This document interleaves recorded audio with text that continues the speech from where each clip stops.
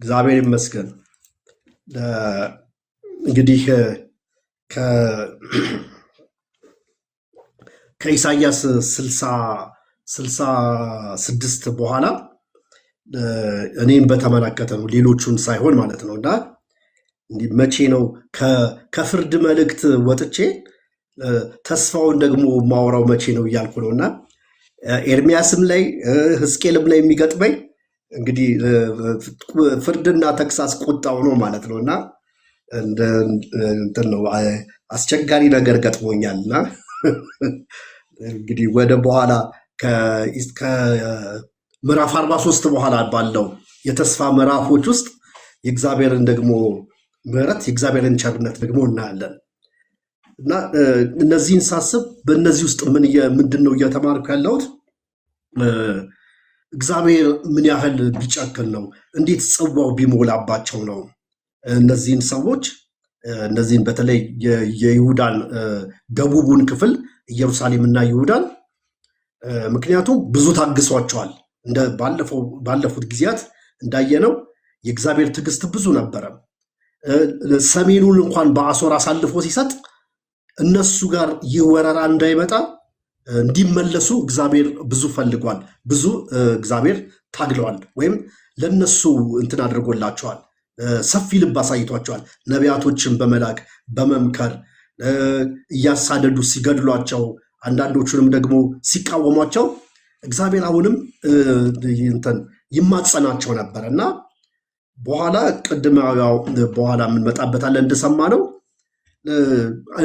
እነዚህን እንኳን ጻድቃን ኖህና ኢዮብ እና ዳንኤልን እነሱ እንኳን ቢኖሩ እነሱ እንኳን መጥተው ቢለምኑኝ ለምነውት ነበረ። ኖህ እግዚአብሔርን ለምኖ ወይም ደግሞ ጽድቅን ሰብኳል። ውሃ መጥቶ ምድርን ሊያጠፋ ነውና ኑ ባካችሁ ግቡ እያለ ይለምን ነበረ። ግን አፌዙበት። እና እንደነዚህ አይነት ጻድቃን እንኳን ቢመጡ በፍጹም ፍርዴን ከማድረግ ዞር አልልም ነው እና ያለው። ይሄን ለማለት ነው።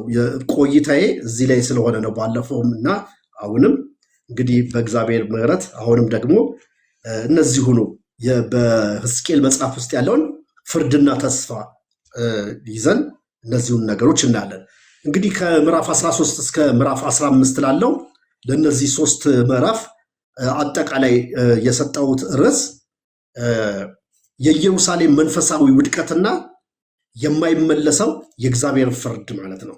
የማይመለሰው ወይም የማይለወጠው የእግዚአብሔር ፍርድ ምንም ማንም ቢመጣ፣ ኖህም ቢመጣ፣ ዳንኤልም ቢመጣ፣ ኢዮብም እንኳን ቢመጣ አልለውጠውም። የራሳቸውን ነፍስ ብቻ ነው የሚያድኑት። ኢቭን የቤተሰቦቻቸውና የልጆቻቸውን እንኳን ነፍስ ማዳን አይችሉም። የዘረጋውትን በትር የዘረጋውትን ቁጣ አልመለስም ብሎ እግዚአብሔር ያለበት ክፍል ነው። የኢየሩሳሌምን መንፈሳዊ ውድቀትና የማይመለሰውን የእግዚአብሔርን ፍርድ እናያለን በዚህ መጽሐፍ ውስጥ ማለት ነው። እነዚህን 3 ምዕራፎች ስንመለከታቸው ምዕራፍ 13ም ምዕራፍ 14 እና ምዕራፍ 15 ተያያዥ ናቸው። ኢየሩሳሌም ከተማ ላይ ያነጣጠሩ ናቸው። በኢየሩሳሌም ከተማና በኢየሩሳሌም ከተማ ውስጥ በሚኖሩ ሰዎችና በሽማግሌዎቻቸው ላይ ያነጣጠረ ነው። ይቅርታ አውልቆ ይሄን። ስለዚህ እነዚህ ምዕራፎችን ስናይ አጠቃላይ መልእክታቸው ለምሳሌ ምዕራፍ 13 ኢየሩሳሌም በመሪዎቿ እንደተታለለች ይናገራል። ኢየሩሳሌም በመሪዎቿ ተታለለች ይለናል። ምዕራፍ 14 ደግሞ ኢየሩሳሌም የጣዖት አምልኮና ክህደቷን የኢየሩሳሌምን የጣዖት አምልኮና ክህደቷን እግዚአብሔርን መካዷን ያሳያል። ምዕራፍ 15 ደግሞ ኢየሩሳሌም ፍሬ አልባ መሆኗን ፍሬ የሌላት ፍሬ አልባ መሆኗን ፍሬ የሌላት ወይን ቅርንጫፍና ግንድ ብቻ ወይም ደግሞ እንጨት ብቻ የሆነች ወይን እንደሆነች ይናገራል ማለት ነው። እንግዲህ እነዚህን በየተራ እንትን እናደርጋለን። ይቅርታ እነዚህን በየተራ አብረን እናያለን ማለት ነው። ምዕራፍ 13 23 ቁጥሮች አሉት። እነዚህ 23 ቁጥሮች መለኮታዊ ፍርድ በሐሰተኛ ነቢያት ላይ የተገለጠውን መለኮታዊ ፍርድ የሚያሳዩ ናቸው። የእግዚአብሔር መለኮታዊ ፍርድ በሐሰተኛ ነቢያት ላይ በእነዚህን ቁጥሮች በሶስት ከፍለን እናያቸዋለን። የመጀመሪያው ከቁጥር 1 ጀምሮ እስከ ቁጥር 7 ድረስ እናያለን። ሁለተኛውን ደግሞ ከቁጥር 8 እስከ 16 እናያለን። ሶስተኛው ከቁጥር 17 ጀምሮ እስከ ቁጥር 23 ድረስ እናያለን ማለት ነው። እንግዲህ ይህንን በምናይበት ጊዜ ስለ ሐሰተኛ ነቢያቶች የተሰጠ ፍርድ ነው። አዲሱ መደበኛ ትርጉምም የራሱ የሆነውን ርዕስ ይሰጠዋል። ለምዕራፍ 13 የሐሰተኛ ነቢያት መወገዝ ብሎ ይለዋል። ምዕራፍ 14ን ደግሞ ባዕድ አምልኮ ተከታዮች መወጋዛቸውን ይላል። ምዕራፍ 15 ደግሞ የማይረባው የወይን ግንድ ብሎ ይናገራል ማለት ነው። እንግዲህ እነዚህን ሐሰተኛ ነቢያቶችን በተመለከተ የእግዚአብሔር ፍርድ በእነሱ ላይ ምን እንደሆነ ከቁጥር 1 እስከ 7 ባለው ስናይ የሐሰተኛ ነቢያት ምንጫቸውና የሐሰተኛ ነቢያት ባህሪያቸው ምን እንደሆነ በግልጽ ያሳየናል ክፍሉ ማለት ነው። እነዚህን ሁለት ነገር ያሳየናል። የሐሰተኛ ነቢያትን ባህሪያትና የሐሰተኛ ነቢያትን ምንጭ ያሳየናል ማለት ነው። ነቢያቶቹን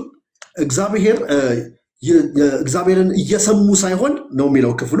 እየሰሙ ሳይሆን የሚናገሩት፣ ከሰማይ አዳምጠው ሳይሆን የሚናገሩት ከገዛ ልባቸው ነው ትንቢት የሚናገሩት ብሎ ይናገራል። ከገዛ ልባቸው ነው የሚያመጡት መልእክት፣ የሚሰብኩት ስብከት፣ ህዝቡን የሚያጽናኑበትና ህዝቡን የሚያበረታቱበት ነገር ከሰማይ ሰምተው ከእኔ ሰምተው ሳይሆን ከገዛ ልባቸው ሰምተው ነው። ወይም የገዛ ልባቸውን፣ የገዛ መሻታቸውን፣ የገዛ ፍላጎታቸውን ነው የሚናገሩት ይላል ክፍሉ።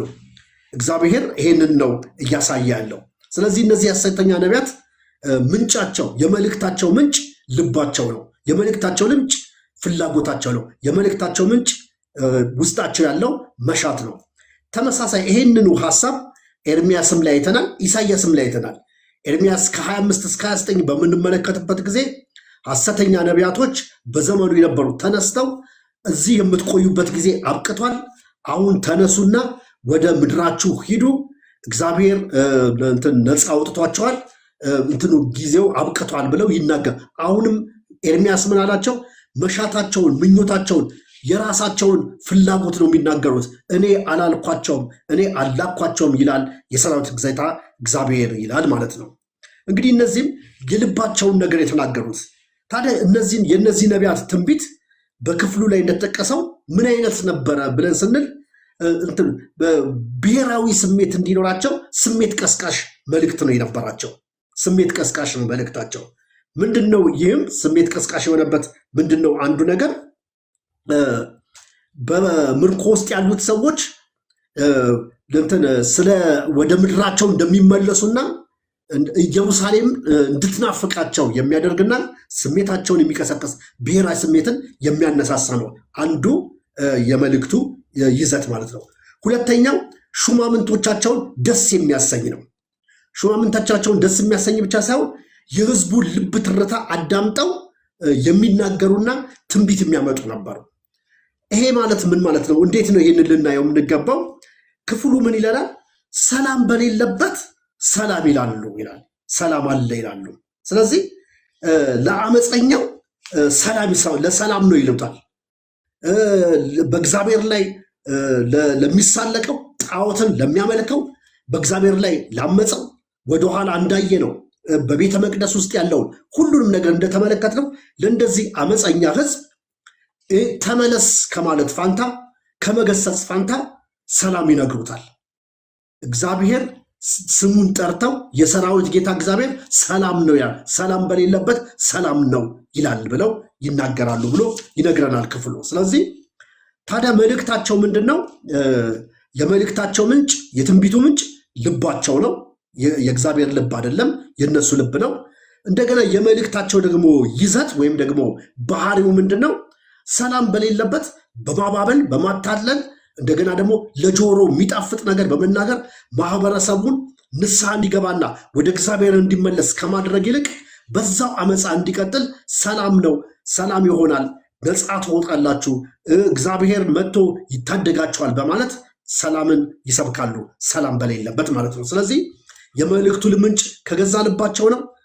በሰው ልብ ወይም ደግሞ በሰው ልብ ውስጥ ያለውን ሐሳብ በሰው ልብ ውስጥ ያለውን እቅድ፣ በእነሱ ልብ ውስጥ ያለውን ሐሳብ፣ በእነሱ ልብ ውስጥ ያለውን እቅድ፣ በእነሱ ውስጥ ልብ ውስጥ ያለውን ፍላጎት ነው የሚናገሩት። ምንጩ ይሄ ነው። እግዚአብሔር ግን አላካቸውም። እግዚአብሔር በእነሱ አልተናገረም። ይሄ በጣም ከባድ ነገር ነው። እግዚአብሔር ይህንን ነገር በሰው የሚመዘን ሳይሆን በእግዚአብሔር የሚመዘን ነው። ምክንያቱም አንድ ሰው መጥቶ ቢያበረታታን መልካም ነው፣ መንገድ ጥሩ ነው፣ ትክክለኛ ነው፣ እግዚአብሔር ሰምቷል፣ ሰማይ ላንተ ተከፍቷል ብለነው አንድን ሰው ልክ ባልሆነ ህይወትና ወይም ልክ ባልሆነ ነገር ውስጥ እየተመላለሰ ትክክል እንደሆነ አድርገን ብንነግረው እንዲህ አይነት ሰው ይህንን አይነት መልእክት ያመጣለትን ሰው የሚቃወምበት ትክክል አይደለም የሚልበት ወይም ደግሞ ከእግዚአብሔር እንዳልሆነ የሚረዳበት ምንም አይነት ፍንጭ ላያገኝ ይችላል።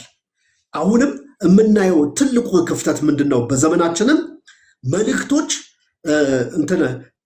ሰዎች እንዲመለሷል ተግሳጽ የለባቸው። መልእክትን ሙሉ ከሚያደርገው ነገር አንዱ ጎሏል።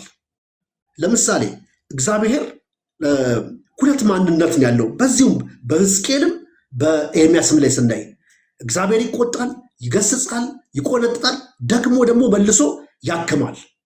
እግዚአብሔር ፍርድን ቢናገርም ነገር ግን ተስፋም ይሰጣል። ይሄ የእግዚአብሔር ባህሪ ነው። ሁለቱም የእግዚአብሔር ባህሪ ነው። መልእክቶችም እንደዚህ ናቸው። ትንቢቶችም እንደዚህ ናቸው። ወንጌላትም እንደዚህ ናቸው። የእግዚአብሔር ሕዝብ ወይም ደግሞ ኃጢአተኛውና አመፀኛው ኃጢአትና አመፁን ትቶ ከመንገዱ እንዲመለስ የተግሳጽ መልእክት አላቸው። መረር ያለ መልእክት አላቸው። እንደገና ደግሞ ጻድቁ ደግሞ በጽድቅ መንገድ ደግሞ እንዲሄድና ያንን የጽድቅ ሕይወትና ያንን የጽድቅ መንገድ ለሌላው እንዲያካፍል ደግሞ ያበረታታል። ስለዚህ መልእክቶች እነዚህ ሁለቱም ነገሮችን የያዙ ናቸው። በኤርምያስ በሕዝቅኤል መጽሐፍን ባለፈው እንዳነበብ ነው አንደኛው መጽሐፍ ብላለው የበላው መጽሐፍ የሚመር ነው። አንደኛው መጽሐፍ ብላለው የበላው መጽሐፍ ደግሞ የሚጣፍጥ ነው። ይሄም ደግሞ ፍርድን ያሳያል። ይሄ ደግሞ ተስፋን ያሳያል።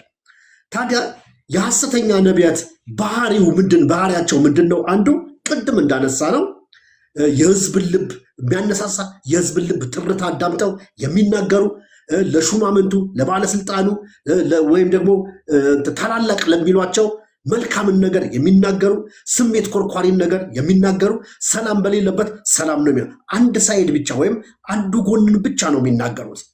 ይሄ ከሰው ልብ የሚወጣ መልእክት ነው። ከገዛ ምኞት የሚወጣ መልእክት ነው። ከገዛ ፍላጎት የሚወጣ መልእክት ነው። ስለዚህ የሰማይ መልእክት ግን ሲሆን ኃጥኡን ተመለስ ይላል።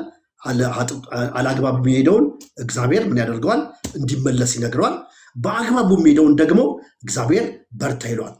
እንግዲህ የሕዝቅኤልን መጽሐፍ ገና ስንጀምር ነቢያቶች አንዱ ባህሪያቸው ምንድን ነው አለን? የነቢያት አንዱ ባህሪ የቃል ኪዳን አስፈጻሚዎች ናቸው። የሕጉ ጠበቆች ናቸው። እግዚአብሔር በብሉይ ኪዳን ላይ በሙሴ በኩል የሰጠውን ሕግ እንዲጠብቁ ይፈልጋል። ህዝቡ እንዲጠብቅ ይፈልጋል። ነቢያቶቹ እንዲጠብቁ ይፈልጋል። ካህናቶች እንዲጠብቁት ይፈልጋል። ነገስታት እንዲጠብቁት ይፈልጋል። ሁለተኛ ነገስትን አንደኛና ሁለተኛ ዜናን በምናነብበት ጊዜ መለኪያው ይሄ ነው። በአባቱ በዳዊት መንገድ ሄዷል፣ በአባቱ በዳዊት መንገድ አልሄደም። መመዘኛው ምንድን ነው? ህጉ ነው። የህጉ መጽሐፍ ነው መመዘኛው። ዳዊትንም ምንድን ያለው እግዚአብሔር? ልጆችህ በመንገዴ በስርዓቴ ቢሄዱ በህጌ መሰረት ቢሄዱ በዙፋን ላይ የሚቀመጥ ሰው ለዘላለም አይታጣም አለው። ለዘላለም አይታጣም አለው። ይህንን ካላደረጉስ በዙፋን ላይ የሚቀመጥ የለም። ስለዚህ ብሉይ ኪዳን ላይ እንኳን የተሰጠው ህግ ኮንዲሽን አለው። ለሚፈጽመው ለሚተገብረው፣ ለህጉ ታማኝ ለሆነው በረከት አለው። ህጉን ለሚተላለፍና ደግሞ ለህጉ ደግሞ ታማኝ ላልሆነ ርግማን አለው፣ የበረከት ቅጣት አለው። እሺ ብትሉ ለእኔ ብትታዘዙ የምድርን በረከት ትበላላችሁ፣ እምቢ ብትሉ ብታመፁ ደግሞ ሰይፍ ይበላችኋል። ህጉን በተመለከተ ስናይ ብሉይ ኪዳንን ስለሆነ የምናጠናው ነቢያቶች በጠቅላላ ህጉን ነው ኮት የሚያደርጉት። ወደኋላ ሄደው ህጉን ነው። የቃል ኪዳን ጠበቃ ናቸው። የህጉ ታማኝ አገልጋዮች ናቸው። እግዚአብሔር በህጉ ያለው ነገር በትውልድ መካከል በዘመናት መካከል እንዲከበር ይፈልጋሉ። ስለዚህ እውነተኛ ነቢያቶች እውነተኛ መልእክት ያላቸው ህጉን ስለሚናገሩ የሚያምፀውን ሰው በማመፁ ምክንያት እንዲህ ትሆናለህ ብለው የቃል ኪዳኑን እርግማን ይነግሩታል። ወይም የቃል ኪዳኑን በመስበሩ በመተላለፉ የሚደርስበትን ቅጣት ይነግሩታል። እንደገና ደግሞ በጻድቁ ደግሞ በጥሩ መንገድ ለሕጉ ታማኝ ሆኖ በመሄዱ ለሕጉ በመታመኑ ይህ ነገር ያገኛል ብለው የሕጉን በረከቶች ወይም ሕጉ የሚያመጣውን ጥቅም ይነግሩታል። እውነተኛ ነቢያት ይሄ ነው መለኪያቸው፣ ሕጉ ነው። ሁለቱን ነገር ይዘው ነው የሚሄዱት። አመፀኛውን ተመለስ ለማለት፣ ጻድቁን በርታ ቀጥል ለማለት። ለአመፀኛው ቅጣት ይጠብቃል፣ እንዲህ አይነት የሕጉ እርግማን ወይም ደግሞ የሕጉ ቅጣት ይደርስብሃል። ለጻድቁስ ደግሞ የሕጉ በረከቶች ያገኘዋል። ይሄ ነው። ሐሰተኛ ነቢያት ግን ከልባቸው ምንጩ ልባቸው የሆነ ወይም ደግሞ የልባቸውን ሐሳብ፣ የልባቸውን ፍላጎት፣ የልባቸውን መሻት የሚናገሩት ግን አንድ አይነት ነገር ብቻ፣ ጦርነት ባለበት፣ ሰላም በሌለበት፣ እግዚአብሔር ባዘነበት፣ እግዚአብሔር ዓለም አቀፍ የሆነ ትርምስ ባስነሳበት ጊዜ ባቢሎን የሚባልን አስነስቶ አይሁድን፣ ሰሜኑን ክፍል፣ ደቡቡን ክፍል፣ ግብፅን፣ አሶርን፣ አካባቢውን፣ ቀጠናውን ሁሉ ባቢሎን እያስጨነቀ ባለበት ዘመን እነሱ ምን ይላሉ? ሰላም ነው ያሉ። ከእግዚአብሔር ተቃራኒ የሆነ መልእክት ያመጣሉ። እግዚአብሔር የሚቀጣ ኢምፓየር ወይም ደግሞ ህዝቡንም ራሱ የዋጀውንም ህዝብ ጨምሮ ሌሎችንም ደግሞ ሀገሮች የሚቀጣ አንድ ታላቅ መንግስት፣ ታላቅ ኢምፓየር አስነስቶ እግዚአብሔር ለእስራኤላውያንም ለአይሁዳውያንም በኢየሩሳሌም ለሚኖሩም ለኃጢአታቸውና ወይም ለሰሩት ጥፋት አጸፋውን እየሰጣቸው ባለበት ጊዜ እነሱ ሰላም ነው ይሉታል። ሰላም ነው በቃ ሰላም ነው፣ በቃ ስኬት ነው፣ በረከት ነው፣ ይሄ ነገር ከዚህ ነገር ትወጣላችሁ፣ ከዚህ ነገር ነፃ ትሆናላችሁ ብለው ይናገራሉ ማለት ነው። ይህንን ማየት ስላለብን ነው። ቁጥር 6 ላይ እንዲህ ይላል፣ እግዚአብሔር እንዲህ ይላል የሚለውን ይጠቀማሉ ነው የሚለው። ቁጥር 6 ላይ ሲናገሩ በስሜ ነው የሚለው፣ የሰራዊት ጌታ እግዚአብሔር እንዲህ ይላል ብለው ልክ እንደ እውነተኞቹ ነቢያት ነው ስሙን ጠርተው የሚናገሩት። ነገር ግን መልእክታቸው ከሰማይና ከእግዚአብሔር የሰሙትን ሳይሆን የሚናገሩት ከልባቸው ያፈለቁትን ነው። ታዲያ የእነዚህን ሐሰተኛ ነቢያት ባህሪ በምን ይመስለዋል? ከቁጥር 4 እስከ 5 ስናይ የቀበሮ ባህሪ ነው ያላቸው ይላል። የቀበሮ ባህሪ ነው። ቀበሮ የፈረሰ ግንብ ይመቸዋል። በፈረሰ ቅጥር ውስጥ ለራሳቸው ምሽግ መመገቢያ ቦታቸውን ያዘጋጃሉ። የተሰናዳ ያልፈረሰ ቅጥር ለነሱ ምቹ አይደለም። ስለዚህ እነዚህንም ሐሰተኛ ነቢያት በእነዚህ ቀበሮዎች ይመስላቸዋል። ወይም ደግሞ ኢየሩሳሌም ላይ የተፈጠረው ችግር፣ እግዚአብሔር ያመጣው ቅጣት፣ ኢየሩሳሌም መፍረሷ ለነሱ ኑሮ ወይም ደግሞ ለነሱ መኖሪያ እንደ እንትን ሆነላቸው፣ እንደ መጠቀሚያ ሆነላቸው። ወይም እንደ አንድ እንትን አለ፣ ግርግር ለሌባ ይመቸዋል ይባላል በእኛ ሀገር እንደ አባባል ነው። ስለዚህ እንዲህ አይነቱ ዓለም አቀፍ ቀውስ ባቢሎን ተነስቶ ኢየሩሳሌምን ማፍረሱ፣ እንደዚህ ማድረጉ ለነሱ ጥቅም አምጥቶላቸዋል። ምክንያቱም በእንደዚህ አይነት ጉዳት ውስጥ ስለ ልቦናው የተጎዳውን ህዝብ በቃ ይዟችሁ ሰላም ነው፣ ትመለሳላችሁ፣ እግዚአብሔር በቃ ከእናንተ ጋር ነው፣ እግዚአብሔር ከዚህ ነገር ነፃ ያወጣቸዋል፣ በእግዚአብሔር ስም ሰላም እየሰበኳቸው የሚያነቃቃ ነገርን እየነገሯቸው ህይወታቸውን፣ ኑሯቸውን የሚገፉ ሰዎች ናቸው። ስለዚህ እነዚህ ሐሰተኛ ነቢያት ህልውናቸው ያለው ቀውስ ውስጥ ነው። ህልውናቸው ያለው በእንደዚህ አይነት መፈራረስ ውስጥ ነው። ህልውናቸው ያለው በእንደዚህ አይነት ነውጥ ውስጥ ነው። ለምን? ነውጡ ስላለ ነው እነሱ መኖር የሚችሉት። ይሄ በነውጥ ውስጥ ያለውን የተጎዳውን የቆሰለውን ሰው ያንን ቁስሉን እያሻሹ ይኖራሉ። ስለዚህ በዚህ ይመስላቸዋል። እናንተ ይላቸዋል ቀበሮችን ነው የምትመስሉት፣ የቀበሮ ባህሪ በፈረሰ ቦታ የሚኖርን ቀበሮ ትመስላላችሁ ብሎ ይነግራቸዋል ማለት ነው። በአጭሩ ከቁጥር 1 እስከ ቁጥር 7 ስንመለከተው ወይም የምናገኘው ሐሳብ ምንድነው?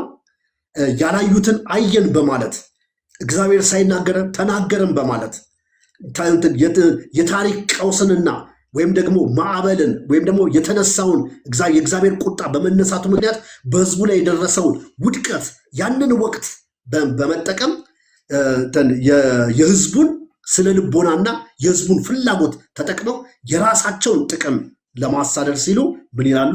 ሰላም ሳይሆን ሰላም ነው ይላሉ። ስለዚህ የመልእክት ምንጫቸው ልባቸው ነው። የመልእክት ምንጫቸው ጌታ አይደለም። የመልእክታቸው ይዘት ደግሞ ፖዘቲቭ ነገር ነው። ሁል ጊዜ ፖዘቲቭ ነገር ነው። ሁል ጊዜ መልካም ነገር ነው። መልካም ባልሆነ ሁኔታ ውስጥ የእግዚአብሔርን ግልጽ ቁጣ፣ የእግዚአብሔርን ግልጽ በትር ዓለም አቀፍ የሆነ ለውጥ ማንም ሊያስተውለው የሚችለውን የእግዚአብሔርን ቁጣ እያዩ ሰላም ነው ብለው ይሄንን ነገር ሲናገሩ እናያለን ማለት ነው። ከቁጥር 8 እስከ 16 ደግሞ በምናይበት ጊዜ ይሄኛው እንግዲህ በእያንዳንዱ ምንትሮች ውስጥ እግዚአብሔር ማሳወቅ የሚፈልገው ነገር እኔ እግዚአብሔር አምላካችሁ እንደሆንኩ ታውቃላችሁ የሚለውን ነው። ከቁጥር 8 እስከ 16 ባለው ውስጥ ምን እናገኛለን? እኔ በእናንተ ላይ ነኝ ይላቸዋል። እነዚህ ነቢያት እኔ በእናንተ ላይ ነኝ ማለቱ ምንድነው? መንፈሴን አሳርፌባችኋለሁ ማለቱ ሳይሆን ተነስቼባችኋለሁ፣ ሳላስነሳችሁ ስለተነሳችሁ እኔ እነሳባችኋለሁ፣ እኔ በእናንተ ላይ ነኝ ብሎ እግዚአብሔር በቀጥታ የሐሰተኛ ነቢያቱ ላይ ወይም እንደ ጠላት እንደ ተቃዋሚ ሆኖ ራሱ እንደተነሳ ሐሰተኛ ነቢያትን ለመቃወም እነዚህን ሰዎች ለመቃወም ለማጥቃትም እኔ ነኝ የምነሳው፣ እኔ በእናንተ ላይ ነኝ ወይም እኔው ራሴ እነሳባችኋለሁ ብሎ እግዚአብሔር ሲናገር እናያለን። ቁጥር 8 ላይ ማለት ነው። ቁጥር 10ንም ደግሞ ወረድ ብለን ስናይ ምንም አይነት የመልእክታችሁ ትንቢታችሁ አገልግሎታችሁ ይላችኋል። ምንም አይነት ወይም የድሮ ትርጉም ገለባ ሳይኖረው የተመረገ ጭቃ ነው ይላችኋል። ወይም ደግሞ በዚህ በሜሶጶጣሚያ በጥንቱ ባህል ቅጥር ሲሰራ ወይም ቤት አሰራር ላይ ጡቡን የሚያያይዙበት ኖራ አለ። ኖራው ደግሞ ጡቡን እንዲያያይዘው የሚደረግለት ማጣበቂያ አለ፣ በደንብ እንዲይዝ ማለት ነው። እናንተ ቤቱን እየሰራችሁ ያላችሁት ወይም ደግሞ ግንቡን እየገነባችሁ ያላችሁት ማያያዣ ወይም ጭድ ወይም ገለባ በሌለው ጭቃ ነው ወይም ደግሞ ማጣበቂያ በሌለው ኖራ ነው ብሎ ይነግራቸዋል። ስለዚህ እንደዚህ አይነት ስለሆነ ይህን ሲታይ ያምራል፣ ሲታይ ውበት አለው፣ ሲታይ መልካም ይመስላል። ግን ምንድን ነው መቆም የማይችል ነው። መልእክታቸው እንደዚህ ነው። እነዚህ ሐሰተኛ ነቢያቶች ሰላም በሌለበት እግዚአብሔር በግልጽ ህዝቡን እየቀጣ ለኃጢአታቸው ዋጋቸውን እየሰጠ ባለበት ወቅት ሰላም ነው ብለው ይናገራሉ። ስለዚህ ለተጎዳው ማህበረሰብ ያጽናናል፣ ደስ ይላል። ፖዘቲቭ ነገር ሲናገረው፣ የሚያነቃቃ ነገር ሲነገረው፣ ስነ ልቦናውን የሚያስነሳ ነገር ሲነገረው፣ ሳይኮሎጂካል ሜካፕ ሲነገረው ደስ ይለዋል። በቃ አይምሮ ደስ ይለዋል እንደዚህ አይነት ነገር መስማት። ነገር ግን ማጣበቂያ የሌለው ኖራ ነው ወይም ደግሞ ገለባ የሌለው ጭቃ ነው። ስለዚህ የሰራችሁትን ቤትና የሰራችሁትን ግንብ እኔ በእናንተ ላይ እነሳና ማዕበሌን አመጣለሁ፣ ነፋስ አመጣለሁ፣ እንደገና ደግሞ ዝናብ አመጣለሁ፣ በረዶ አመጣለሁ። እነዚህን ነገሮች አመጣና ከዛ የሰራችሁትን ግንብ መተዋለሁ። እነዚህ ነገሮች ነፋስ፣ ማዕበል፣ እንደገናም ደግሞ ዝናብ፣ እነዚህን ነገሮች እንዲቋቋሙ ተደርገው ነው እነዚህ ግንቦች የሚሰሩት። ነገር ግን ትክክለኛ ያልሆነ ማጣበቂያ የሌለው ኖራ ወይም ደግሞ ገለባ የሌለው ጭቃ ከሆነ የገጠመው እኔ በእናንተ ላይ እነሳለሁ፣ የሰራችሁትን ነገር ማዕበል፣ በረዶ፣ ዝናብ ሳወርድበት ይፈርሳል ብሎ ይናገራል። ስለዚህ እኔ በእናንተ ላይ እነሳለሁ፣ ሰላም ሳይኖር ሰላም ነው የሚለውን መልእክታቸውን እግዚአብሔር ምን አለው? ወይም ደግሞ ስንጥቁን የማይደፍን ወይም ደግሞ ይሄ ስንጥቁን የማይደፍን ማለት በኖራ ሲለሰን የተሰነጠቀውን ነገር ወይም ደግሞ ክፍተቱን ማለት ነው። በአንደኛው ጡብና በአንደኛው ጡብ መካከል ያለውን ክፍተትና ስንጥቅ፣ ያንን ስንጥቅ የማይደፍን ዋጋ ቢስ የሆነ ነገር ነው እያደረጋችሁ ያላችሁት ይላቸዋል። መልእክታቸውን ሰላም ሳይኖር ሰላም ነው ብሎ መስበክን ማጣበቂያ የሌለው ኖራ ነው ወይም ደግሞ ገለባ የሌለው ወይም ጭድ የሌለው ጭቃ ነው። ያንን ቤት ያንን ግንብ በደንብ እንዲቆይ ሊያደርገው አይችልም። ስለዚህ የኔን ቁጣ ማዕበሌን፣ ዝናቤንና በረዶዬን ስልክ ያን ጊዜ ምን ያደርጋል? ይፈርሳል። ስንጥቁም እንደሆነ እንደተናደ ይቀራል ብሎ ይነግራቸዋል። ከቁጥር 11 እስከ 13 ስናነብ እንግዲህ በኖራውን ሊፈትን የመጣው ምን እንደሆነ ይናገረናል። ማዕበል ነው ይላል። እግዚአብሔር የሚልከውን ፍርድ የሚያሳይ ነው። ይህም ዝናብ፣ በረዶ፣ ንፋስ፣ እነዚህ ነገሮች ምናልባት ኢሳይያስ መጽሐፍ ላይ አይተናቸዋል። አሦርን በተመለከተ ማዕበሉን እልካለሁ፣ ዝናቡን እልካለሁ፣ በረዶውን እልካለሁ ብሎ አሦርን በተመለከተ ሲነግራቸው ነበረ። ልክ እንደዚሁ እዚህም ቦታ ላይ ለእነዚህ ሐሰተኛ ነቢያቶች እልካለሁ፣ ሰላም ነው አይደለም የምትሉት? እኔ ደግሞ ተቃራሪውን እልካለሁ። እኔ በእናንተ ላይ እነሳለሁ። እኔ በእናንተ ላይ ነኝ። ማዕበሉን እልካለሁ፣ በረዶውን እልካለሁ፣ ንፋሱን እልካለሁ አለ። ታዲያ ማዕበሉ ምንድን ነው? እግዚአብሔር የላከው ማዕበል ምንድን ነው? እግዚአብሔር የላከው በረዶ ምንድን ነው? እግዚአብሔር የላከውስ ዝናብ ምንድን ነው ስንል ባቢሎንን ነው። ባቢሎን ወደ ኢየሩሳሌምና ወደ አካባቢው ሀገሮች ሄደ። ባቢሎን ወደ ኢየሩሳሌም ወደ አካባቢው ሀገሮች ሄዶ አካባቢ ላይ ያለውን ነገር ሁሉ ምን አደረጉ? አወደሙት፣ አጠፉት። ስለዚህ ሰላም ነው የሚለው መልእክታቸው ምን ሆነ? ማዕበል በረዶና ዝናብ አገኘውና በዛ ታጥቦ የገነቡት ሁሉ ፈራረሰ። ስለዚህ እግዚአብሔር የላከው እኔ በእናንተ ላይ ነኝ፣ እኔ ተነስቼባችኋለሁ ብሎ ማንን አስታጥቆ ላከባቸው?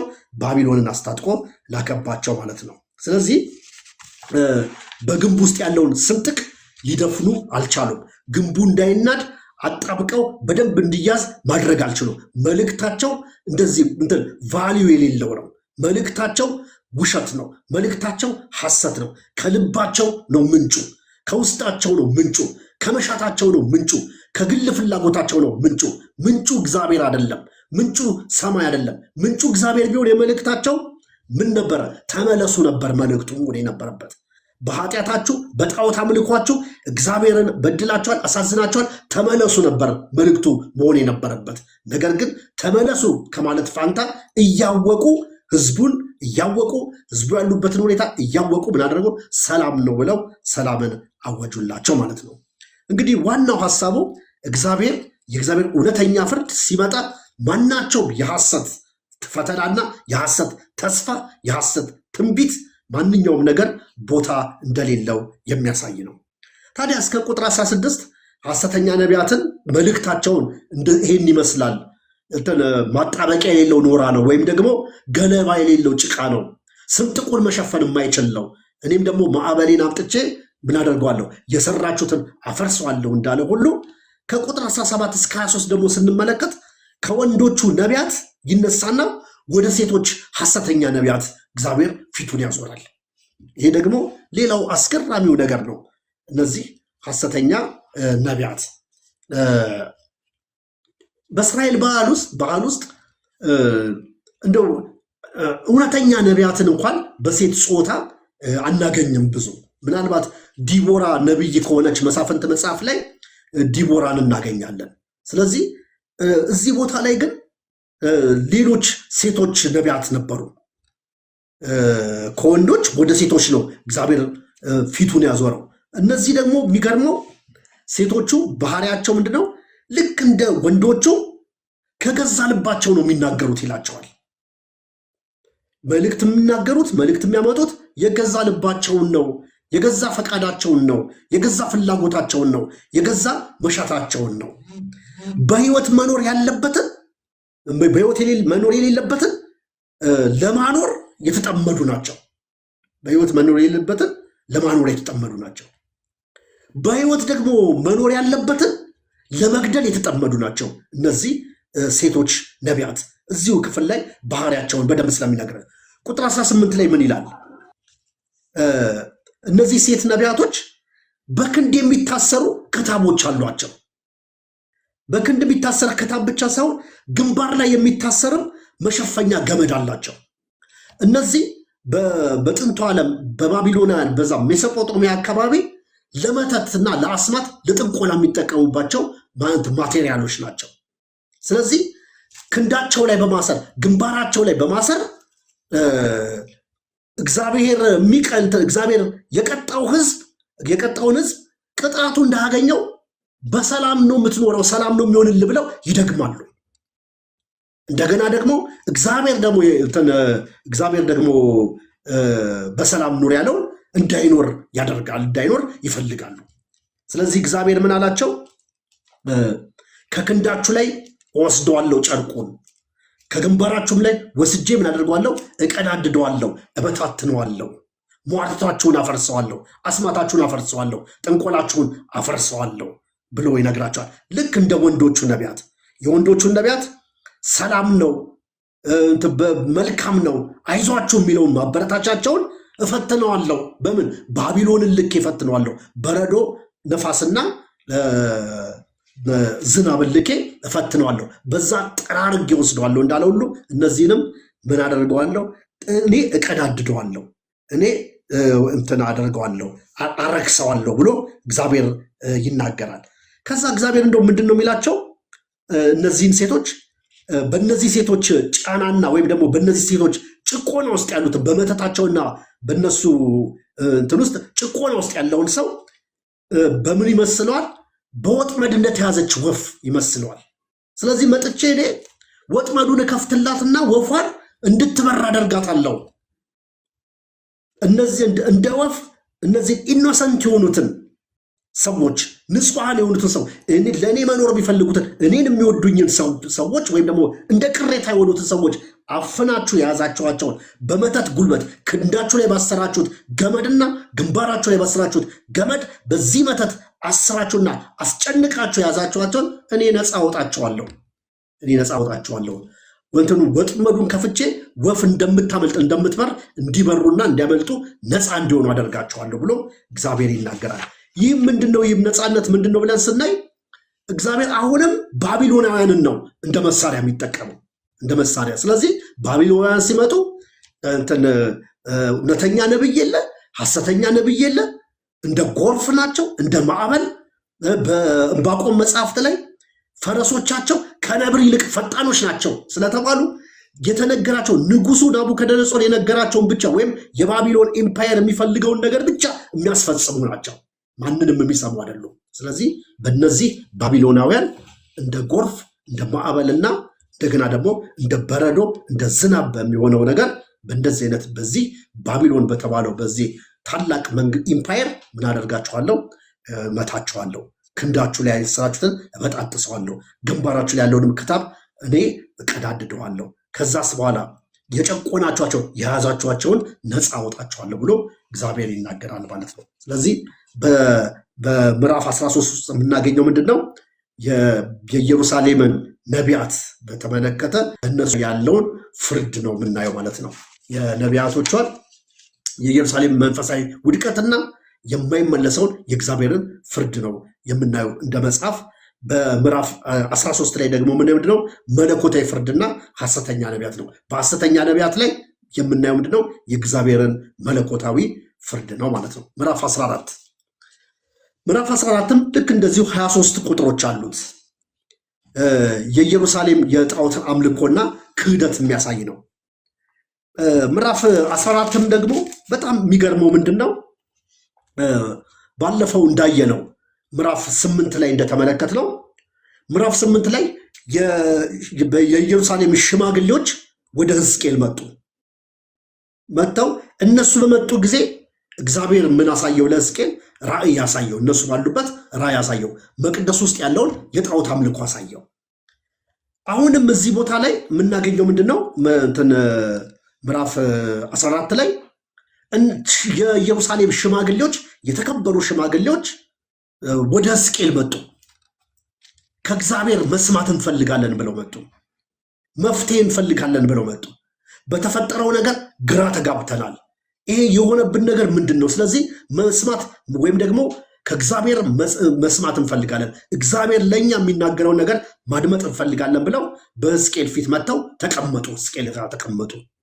ከዛ እግዚአብሔር ምን አለው? ሕዝቅኤልን እነዚህ ሽማግሌዎች ግብዞች ናቸው አለው።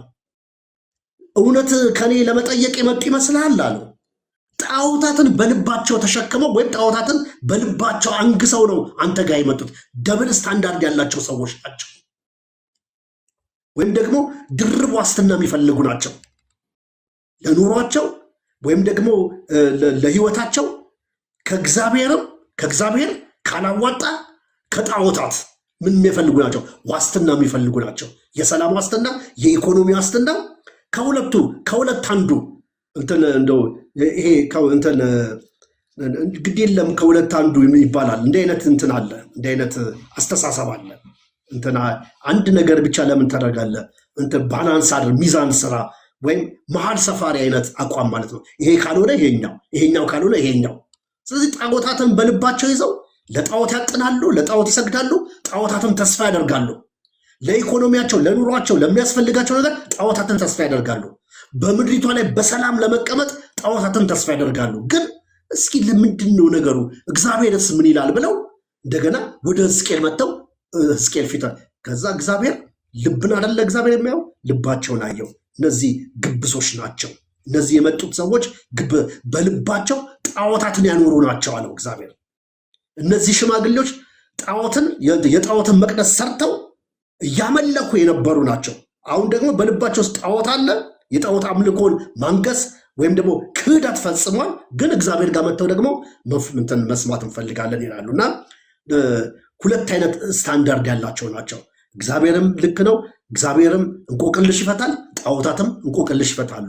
ጣዖታትም ያግዛሉ፣ ጣዖታትም ይረዳሉ፣ ጣዖታትም ፍሬያማ ያደርጋሉ፣ ጣዖታትም ሰላማችንን ያስጠብቃሉ፣ ጣዖታትም በሰላም እንድንኖር ዋስትና ይሰጡናል። ልክ እንደማ እንደ እግዚአብሔር ፊቱን ቆምጨጭ ካደረገ ወደ ጣዖታት ደግሞ እንትን ካላደረጉ ወደ እግዚአብሔር እና ጣዖታት የሚያደርጉልን ነገር ከጣዖታት የምንፈልገውን ነገር ከአንተ ካገኘን እናመልክሃለን ነው የሚሉት እግዚአብሔርን። እኛ እንኳ አንተን አለማምለክ ሳይሆን ጣዖታት እንደሚያደርጉልን ሰላም ስጠን፣ ጣዖታት እንደሚያደርጉልን እንትን በረከትን ስጠን ብለው ነው እግዚአብሔር ጋር የመጡት ማለት ነው። እና እንዲህ አይነት ሰዎች ሆነው እግዚአብሔር ልባቸውን አይቶ በልባቸው ጣዖታትን አስቀምጠዋል አሉ። ቁጥር 4 ላይ ምን ይላል? ልክ እንደ ምዕራፍ 13 ላይ እኔ በእናንተ ላይ እንዳላቸው ቁጥር 4 ላይ እኔ ራሴ እመልስላችኋለሁ ይላል እግዚአብሔር። ወደ ሕዝቅኤል መጥተው በእግዚአብሔር መጥተው በፊቱ ተቀመጡ። እግዚአብሔርም ቃል እንዲህ ሲል ወደ እነሱ መጣ። የሰው ልጅ ሆይ እነዚህ ሰዎች ጣዖታቸውን በልባቸው አኑረዋል፣ ክፋታቸውን እንደ ማሰናከያ ድንጋይ በፊታቸው አስቀምጠዋል። ታዲያ ከእኔ አንዳች ነገር እንዲጠይቁ ልፍቀድላቸውን? ቁጥር 4 ስለዚህ እንዲህ ብለህ ንገራቸው፣ ጌታ እግዚአብሔር እንዲህ ይላል፣ ማንኛውም እስራኤላዊ ጣዖትን በልቡ አኑሮ ክፋትንም የማሰናከያ ድንጋይ አድርጎ በፊቱ በማስቀመጥ ወደ ነቢይ ቢመጣ እኔ እግዚአብሔር እንደ ጣዖቱ ብዛት እመልስለታለሁ። እኔ እግዚአብሔር እመልስላችኋለሁ። እኔው ራሴ እንደ ጣዖታችሁ ብዛት እንደ ልባችሁ ክፋት ብዛት ምን እኔው ራሴ ነኝ የምመልስላቸው ይላል እግዚአብሔር ብለህ ንገራቸዋለሁ። ስለዚህ ምን ማለቱ ነው? እግዚአብሔር እኔ ለነሱ የምነግረው የሰላም የፍርድ ቃል ነው ያለኝ። እንደነዛ ምዕራፍ 13 ላይ እንዳሉት ነቢያት የሰላም መልእክት የለኝም። እነሱ ጣዖታትንም እያመለኩ ለጣዖትም እያጠኑ ሰላም ነው እንዲባሉ ይፈልጋሉ። በጦርነት በቀውስ እየማቀቁ ሰላም ነው ከዚህ ትወጣ በቅርብ ጊዜ ከዚህ ነፃ ትወጣላችሁ ተብለው እንዲህ አይነትን ነቢያት ይፈልጋሉ። ነቢያቶቹም ደግሞ እንዲህ አይነት መልእክት ህዝቡ እንደሚፈልግ ስለሚያውቁ እንዲህ አይነት መልእክት ያቀርቡላቸው ነበረ። እግዚአብሔር ጋር ግን ጣዖትን በልባቸው አኑረው ከእግዚአብሔር አንድ ነገር ፈልገው ሲመጡ እኔ ራሴ መልስላቸዋለሁ የፍርድ ቃል እንጂ ለነሱ እንደነሱ ሌላ ነገር አይደለም። የሰላም ምክር አልሰጥም ነው የሚለው። የሰላም ምክር የለኝም ለነሱ፣ የሰላም ምክር የለኝም ለነሱ፣ የበረከት ምክር የለኝም፣ የፍርድ ምክር ያለኝ። ምክንያቱም ጣዖታትን በልባቸው አንግሰው እኔ ፊት ለመጠየቅ ይመጣሉ። ሕዝቅኤልንም አንተ ስታስበው እንደ ሰውኛ ሲያው እንደው ስታስበው ሰው በልቡ ጣዖታትን ይዞ ጣዖታትን አንግሶ የክፋትን ማሰናከያ አድርጎ እኔ ፊት ቀርቦ ከኔ መፍትሄ ይጠይቃልን? እንደዚህ ቢጠይቅ እኔ መልስለታለሁ። ንገራቸው እኔ በእናንተ ላይ እንደ ጣዖታችሁ ብዛት እመልስላችኋለሁ ብለህ ንገራቸው ይላል። ቁጥር 9 እንግዲህ ከቁጥር 9 ጀምሮ ስናይ እንዲህ ነው የሚለው። ላንብበው ቁጥር 9 ነው።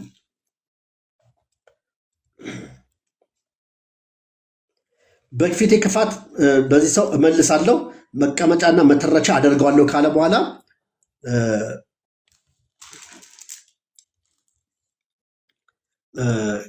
ከሕዝቤ መካከል አስወግደዋለሁ።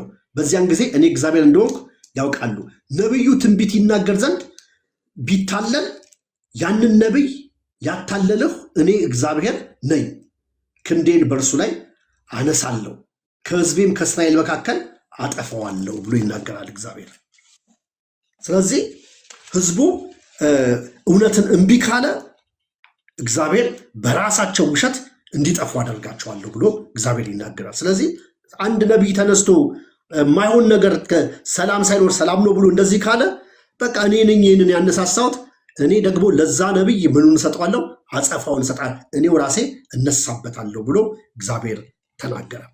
ከዛ ከቁጥር 12 እስከ 23 በምናነብበት ጊዜ እግዚአብሔር ጽዋው ስለሞላ እግዚአብሔር ፍርዱ እንደማይቀለበስ ማሳየት ስለፈለገ ምን ይላቸዋል? የማይታጠፍ ፍርድ ይነግራቸዋል። ስለዚህ ፍርዴን በተመለከተ ጻድቃን እንኳን ቢመጡ ጻድቅ ሰዎች እንኳን ቢመጡ አልቀበልም ብሎ 3 ሰዎችን ይጠቅስለታል። ኖህ፣ ኢዮብና ዳንኤል። እነዚህ በዘመናቸው እንግዲህ ዳንኤል አሁን በሕይወት ያለ ነው። ሕዝቅኤል በነበረበት ዘመን በሕይወት አለ። ኢዮብ በሕይወት የለም። ኖህ ደግሞ በሕይወት የለም።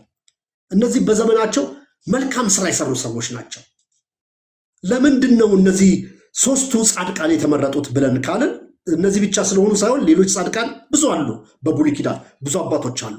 ግን ታላላቅ ሀገራዊ ጥፋት በመጣ ጊዜ ወይም ደግሞ እንደ ግለሰብና እንደ ቤተሰብ ታላላቅ ነገር በደረሰባቸው ጊዜ የጸኑ ሰዎች ናቸው። ከዳንኤል ውጪ ኖህና ኢዮብ።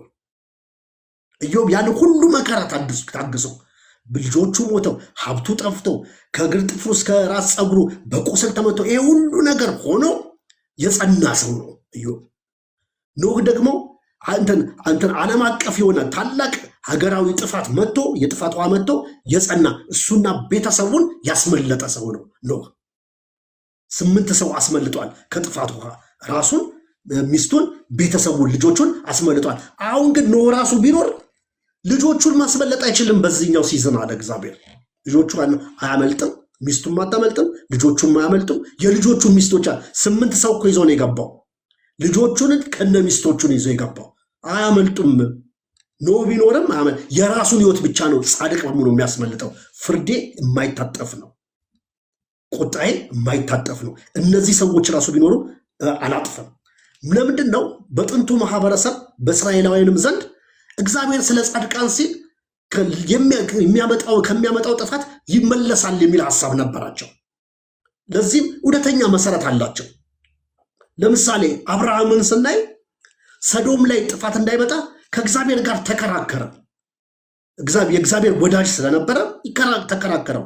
እንደውስ 60 ሰው ብታገኝ ታጠፋለህ ወይ አለው። አላጠፋም፣ 60 ሰው ካለ አላጠፋም አለው። ሄዶ አብርሃም ሶዶምና ጎሞራ ውስጥ ቤቶችና ህዝብ ቆጠራ አደረገ 60 ጻድቅ ሲፈልግ። ስለዛ አጣና በቃ አጣው ብሎ እሺ 30 አለው። ምናልባት 30 ተስፋ አድርጎ ነው አሁንም አብርሃም። እግዚአብሔር ያውቃል። እሺ ሂድ አለው። አሁንም ቆጠረ፣ ሲፈልግ 30 አጣ። ከዛ እንደገና ቀነሰለት። 10 ሰው ብታገኝ ሳለው አብርሃም። አሁንም 10 ሰው አገኝ፣ አላጠፋም አለው። አጣ። ጻድቅ ሎጥ ብቻ ነው የተገኘው። ስለዚህ እንዲህ አይነት ሐሳብ አለ። ጻድቃን የእግዚአብሔር ወዳጆች ወይም ደግሞ እንደነዚህ በጥንቱ ማህበረሰብ የነበሩ ጻድቃኖች እግዚአብሔርን ተሟግተው ወደ እግዚአብሔር ማልደው ጥፋት ያስቀራሉ የሚል እሳቤ ነበራቸው። ሙሴም እኮ አድርጓል። እግዚአብሔር እንዳይቀጣው ወይም ደግሞ ህዝቡን ህዝቡን አድርገኝ ብሏል። እኔን ከህይወት ደምስስ፣ በቃ እኔን እንደፈለግ አድርገኝ ሁሉ ብሏል። እግዚአብሔር ተመልሶ ያውቃል። ስለ አንድ ሰው ምልጃ፣ ስለ አንድ ሰው ጸሎት ይህ ሐሳብ አላቸው። ስለዚህ እንደዚህ አሁንም የሆነ ሰው መጥቶ ከዚህ ጥፋት ይህን ፍርድ እንዲታጠፍ ይህ ፍርድ እንዲቀለበስ ያደርጋል ብላችሁ ከሆነ ኢዮብ ቢመጣ፣ ኖህ ቢመጣ፣ ዳንኤል ራሱ በህይወት ያለው ዳንኤል ራሱ ቢመጣ እንትን አያደርግም። የራሳቸውን ነፍስ ብቻ የልጆቻቸውና የቤተሰቦቻቸውን እንኳን ማስመለጥ አይችሉም። ፍርዴ የማይታጠፍ ነው አላቸው እግዚአብሔር። ቁጣዬ የማይቀለበስ ነው፣ ፍርዴም የማይታጠፍ ነው ብሎ ተናገረ። ምን ያሳያል? ይሄ የኢየሩሳሌም ጽዋ መሙላቱን ያሳያል። በቃ እግዚአብሔር ቆርጧል፣ እግዚአብሔር ወስኗል። ስለዚህ ባለፈው እንዳየነው የጸጋ ዘመንሽ አብቅቷል እንደተባለ የእግዚአብሔር የጸጋ ዘመን ስላበቃ እግዚአብሔር ስለቆረጠ ይሄን ነገር ሲናገር እናያለን ማለት ነው። ከቁጥር 21 እስከ 23 ምንድን ነው የሚለው? ከዛ 4 ከባድ ፍርዶች አመጣለሁ አለ። 4 ከባድ ፍርዶች አመጣለሁ አለ። እነዚህ አራተኛው ፍርድ በእርግጥ ለየት ያለ ነው። ክፉ አውሬ ይላል። ከምን እንደተነሳ ባላቀም ኤርሚያስም ላይ እንዳየነው እግዚአብሔር ወይም እንደሚቀጣ እግዚአብሔር ቁጣውን ሲገልጥ ሶስት ነገሮችን ያደርጋል። ረሃብ፣ ቸነፈር፣ ሰይፍ። ኢሳያስ ላይ፣ ኤርሚያስ ላይ፣ ሕዝቅኤልም ላይ እያየን ነው። አራት ነገሮችን አደርጋለሁ። ምን? ረሃብ፣ ቸነፈር፣ ክፉ አውሬና ሰይፍ። ይሄ ከኤርሚያስ መጽሐፍ የሚለየው ክፉ አውሬ የሚለው ተጨማሪ ስላለው ነው እንጂ ሌላ ሶስቱ ተጽፈዋል። ስለዚህ የቃል ኪዳኑ በረከትና የቃል ኪዳኑ እርግማን በእነሱ ላይ ሰለጠነባቸው። ለሚወዱት፣ ለሚታዘዙት፣ በመንገዱና በስርዓቱ ለሚሄዱ የቃል ኪዳኑ በረከት ነው የሚያገኛቸው። ያመፁትንስ ጽዋው ሞልቷል አላቸው። ስለዚህ አራት ነገር አመጣለሁ፣ ረሃብ፣ ቸነፈርና ክፉ አውሬ፣ ሰይፍ አመጣለሁ ብሎ እግዚአብሔር ተናገረ ማለት ነው። ምዕራፍ 14 ይህንን ነው የሚያሳየው። የማይታጠፍ ፍርድና የእግዚአብሔርን የማይታጠፍ የማይቀለበስን ፍርድ፣ ጻድቃን እንኳን የማይቀለብሱትን፣ ጻድቅ የሚባሉ ሰዎች እንኳን የማይቀለብሱትን ፍርድ እግዚአብሔር እንደሚያመጣ ይናገራል። ምዕራፍ 15 ስለ ወይን ነው፣ የወይን ተክል ምሳሌን ነው የሚናገረው። የማይረባ ወይን ይለዋል። ኢየሩሳሌምን በወይን ይመስላታል። ምዕራፍ 15 ላይ እስራኤል በወይን ተመስላለች። መዝሙር 80 ቁጥር 8ን እናንተ አንብቡት። ስለ በወይን መስሏታል። ኢሳያስ ላይ ማጥንተናል። ምዕራፍ 5 ላይ በወይን ለወዳጄ ቅኔ ብሎ እስራኤልን እንደ ወይን አድርጎ ይቆጥራታል። ስለዚህ እስራኤል እንደ ወይን ናት፣ ኢየሩሳሌም እንደ ወይን ናት። ክፍሉ አስደንጋጭ ሀሳብ ነው ያለው። ክፍሉ እንደው ስናየው እንትኑ መልካም አይደለም፣ አስደንጋጭ ነው። ምንድን ነው አስደንጋጭነቱ? ትኩረት ያደረገው ነቢዩ ትኩረት ያደረገው የወይኑ ፍሬ ላይ ሳይሆን የወይኑ ቅርንጫፍ ላይ ነው ትኩረት ያደረገው። ግንዱ ላይ ነው ትኩረት ያደረገው። እስራኤል ደግሞ ራሷን እንደ ወይን ተክል ነበር የምታየው። ግን የወይን ግንድ እንጨት እዚህ ላይ እንደ እስራኤልን እንደ ወይን ግንድ ወይም ደግሞ ፍሬ የሌለው ግንድና እንጨት፣ የወይን ግንድና ቅርንጫፉና ግንዱን ብቻ አድርጎ ያቀርባታል። ፍሬ የሌለው ወይን ነው ይላታል። ፍሬ የሌለውን ወይን ከምን ጋር ያነጻጽራል? በመጽሐፉ ላይ በዱር ውስጥ ካሉ ዛፎች ጋር ያነጻጽረዋል። በዱር ውስጥ ያሉት ዛፎች እነማን ናቸው? አሕዛብ ናቸው እነዚህ ዛፎች። ቁጥር 6 ላይ በግልጽ ይናገራል። አነበዋለሁ። ስለዚህ ጌታ እግዚአብሔር እንዲህ ይላል፣ ከዱር ዛፎች መካከል የወይን ግንድ እንዲነድ ለእሳት አሳልፌ እንደሰጠው እንዲሁ የኢየሩሳሌምን ነዋሪዎች አሳልፌ እሰጣለሁ። ስለዚህ ፍሬ አልባ ወይን ግንድና ቅርንጫፍ ብቻ ያላት ወይን ኢየሩሳሌም ናት። የዱር ዛፎቹ ደግሞ እነማን ናቸው? አሕዛቦች ናቸው። ታዲያ ምሳሌውን ምን ብሎ ነው የሚያስቀምጠው ነብዩ?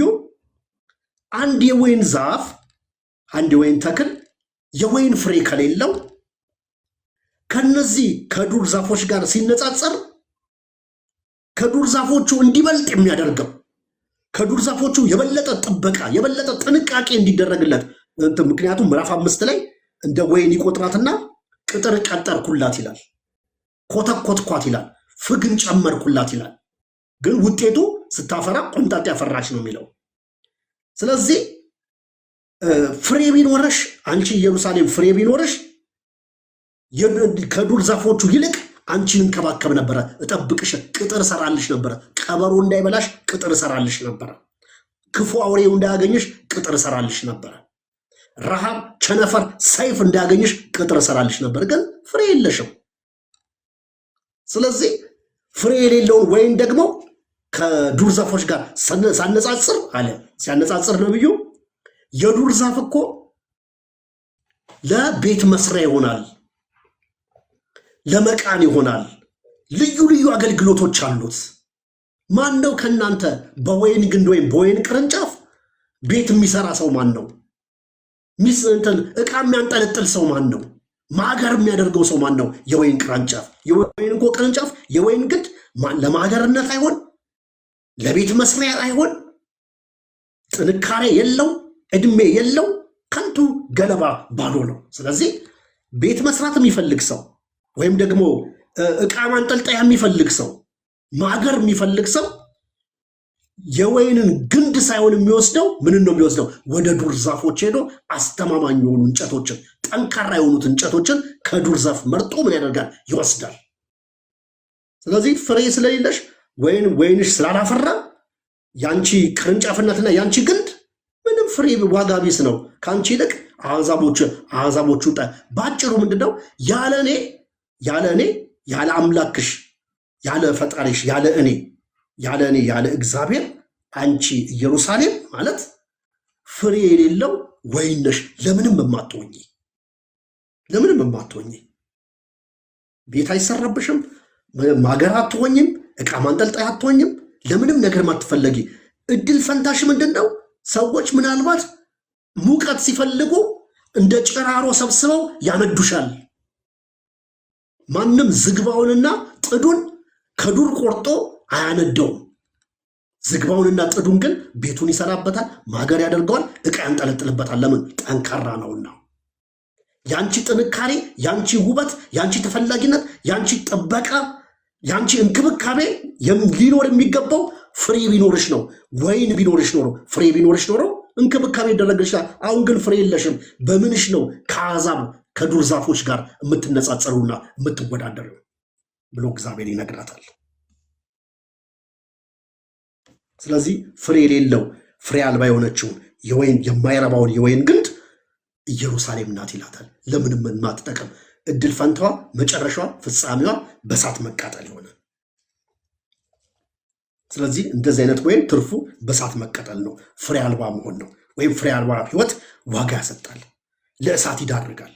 ግንዱ አስቀድሞም ደካማ ነበር፣ ከተቆረጠ በኋላ ደግሞ የበለጠ ደካማ ነው፣ ወደ እሳት ነው የሚማገደው ማለት ነው። ስለዚህ የእሳቱ የባቢሎንን ወረራ በእሳት ይመስለዋል ማለት ነው።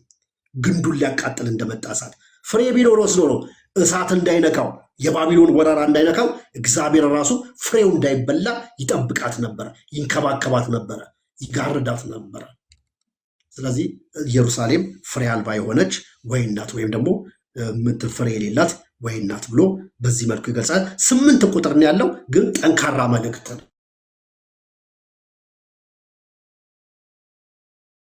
ለኢየሩሳሌም ጠንካራ መልእክት ነው። እኔን ስለተውሽ፣ እኔን ስለጣልሽ ፍሬ አልባ የሆነ ወይን ነሽ፣ ግንድ ነሽ፣ ተራ ጭራሮ ነሽ። ቤት መስሪያም ማገርም አትሆኝም፣ ዕቃ ማንጠልጠያም አትሆኝም። እንደዚህ የሆንም አቅም የለሽም እና ምንድነው ልፈታሽ? በቃ ለእሳት ትማገጃለሽ። ያገኘሽ ባቢሎን መጥቶ እንደ እሳት ያነድሻል ብሎ እግዚአብሔር ይናገራል። ፍርዱ እንደማይቀለበስ። ዋናው ነገር ምንድነው? እግዚአብሔር ጽዋው ስለሞላ እግዚአብሔር በእነዚህ ጣዖት አምላኪዎች ላይ በሐሰተኛ ነቢያት ላይ ሐሰተኛ ነቢያት ወንዶችና ሴቶች ሁሉንም ክፍል ማህበረሰቡን በሙሉ የሚያሳይ ነው። እንደገና ደግሞ ጣዖት አምልኮን በልባቸው ሸሽገው እግዚአብሔር ፊት የቀረቡ ደብል ስታንዳርድ ያላቸው። ደብል ስታንዳርድ አንተ ምን ማለት ነው? ደብል ስታንዳርድ ማለት አንድ ሰው ጋር ለምሳሌ ልክ በአንድ ጉዳይ ላይ ይሄ ነገር ትክክል አይደለም ብሎ ከአንደኛው ጋር አውርቶ በዛው ጉዳይ ላይ ደግሞ ይሄ ነገር ትክክል ነው ብሎ ከአንደኛው ጋር የሚያወራ ሰው ደብል ስታንዳርድ ያለው። ሁለት ነገር ልክ ሊሆን አይችልም። ሁለት ትክክል ነገር የለም። በክርክር ውስጥ እውነት እንደየአውዱና እንደየሁኔታው ተለዋዋጭ ናት ወይስ ቋሚ ናት? በየትኛውም ባህል፣ በየትኛውም ጊዜ፣ በየትኛውም ዘመን፣ በየትኛውም አካባቢ ላይ እውነት ተለዋዋጭ አይደል፣ እንደየአካባቢው እንደየሩ ሁኔታ እንደየባህሉ የምትቀያየር አይደለችም የሚል አስተሳሰብ አለ። እውነት ናት የትም ቦታ፣ አሜሪካንም እዚህም። ለምሳሌ የስበት ሕግ አሜሪካንም ይሰራል፣ እዚህ ዕቃ ስወረውር መሬት ስበው አሜሪካንም ስወረውር አያንሳፍፈውም። የስበት ሕግ የትም ቦታ እንዳለ ልክ እንደ ስበት ሕግ እውነት አብሶሊት ናት፣ ፍጹም ናት ሁሉም ቦታ የሚል አለ። አይ አንጻራዊ ናት፣ እንደየባህሉ እንደየአስተሳሰቡ እንደየሰው ልማድና እንደየሰው ካልቸር የሚቀያየር ነው የሚል አስተሳሰብ አለ። ይሄ ከዚህም የከፋ ነው። ደብል ስታንዳርድ ነው። ጣዖታትን በልብ ይዞ በጣዖታት ላይ ተስፋ አድርጎ ጣዖታት በሚሰጡት ጥቅም ወይም ደግሞ በረከትና በሚሰጡት ሰላም ተስፋ አድርጎ ምናልባት ደግሞ እግዚአብሔርንም በዚህ ጉዳይ እስኪ ምን ትላለህ ብሎ በዚህ ጉዳይ ላይ እግዚአብሔር ጋር ይመጣል። እግዚአብሔር ጋር እነዚህ በረከቶች እግዚአብሔር ጋር ስለሌሉ አይደለም፣ ግን መንገዱ አስቸጋሪ ነው። መታዘዝ ይፈልጋል። ታማኝ መሆን ይፈልጋል። ለቃል ኪዳኑ ታማኝ መሆን፣ ለእግዚአብሔር ታማኝ መሆን ይፈልጋል። ያ ካልሆነ አይሆንም። የእግዚአብሔር ነገር የሚገኘው በታማኝነት ውስጥ ነው። ስለዚህ በቃ እግዚአብሔር ያንን ነገር ከነሱ ዲማንድ ስለሚያደርግ እዚህ ጋር ይሄንን የጣዖትን አምልኮ በልባቸው ሸሽገው እንደገና መጡ ይላል። እግዚአብሔር ይሄንን አየ። ስለዚህ ይህንን ሁሉ ማህበረሰብ ሐሰተኛ ነቢያቶቹን፣ ሽማግሌዎቹን በልባቸው ጣዖትን እያመለኩ ከእግዚአብሔር ደግሞ ነገርን ለመጠየቅ የተሰበሰቡትን እነዚህ አይነቶቹን ማህበረሰብ ሁሉ እግዚአብሔር አየና እነዚህን ሳልቀጣ አልመለስም፣ ፍሬ አልባ የሆኑ ወይኖች ናቸው። ስለዚህ በእሳት ነው የማቃጥላቸው። እንደ እሳት የሚነደውን ባቢሎንን አምጥቼ አቃጥላቸዋለሁ። ወይም ደግሞ ያንን ማዕበል ጎርፍና በረዶ አምጥቼ የሰሩትን የለሰኑትን ጭቃ ሁሉ ምን አደርገዋለሁ? እፈትነዋለሁ። ይህንን ለማድረግ ስፈልግ ኖህ ቢመጣ፣ ኢዮብ ቢመጣ፣ ዳንኤል ቢመጣ የራሳቸውን ነፍስ ያድናሉ እንጂ ፍርዴ ምን አያደርግም? አይቀለበስም አለ እግዚአብሔር ማለት ነው። እግዚአብሔር የተመሰገነ ይሁን። እግዚአብሔር የሰማነውን ቃል ይባርክልን። አሜን።